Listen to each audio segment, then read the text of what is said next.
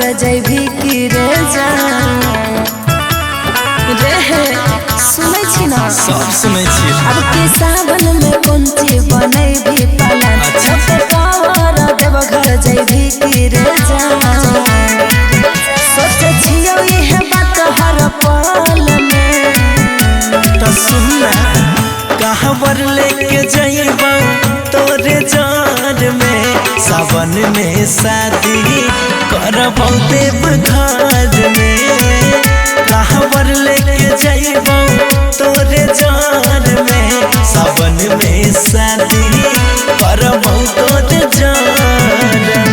अच्छा इहे प्लान छ हाँ गे सावन में शादी करबौ तोरे जान में।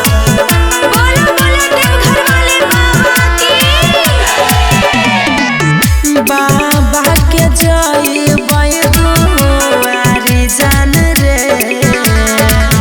हर साल करबै सोमारी जान रे सही में हाँ रे दोनों के जोड़ी नहीं तैगे पगली भोला के महिमा महान के मेहमान मन अपन बदहल रे सुना कहवर लेके जइबौ तोरे जान में सावन में शादी करबौ देव घर में कहवर लेके जइबौ तोरे जान में सावन में शादी करबौ देव घर में।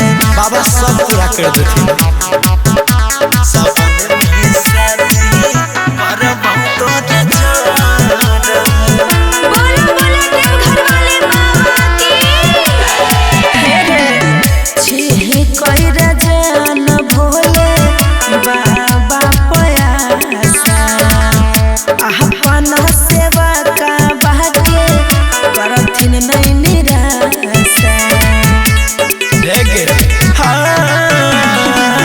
टेंशन नहीं लेगे जाने इहे सावन में बाबा कराई देथिन साथ गे उसा रहतो नया के डोर में सुना कहवर लेके जइबौ तोरे जान में सावन में शादी करबौ देव घर में कहवर लेके जइबौ तोरे जान में सावन में शादी करबौ देव घर में। चल बाबा सब पूरा कर देथिन गे।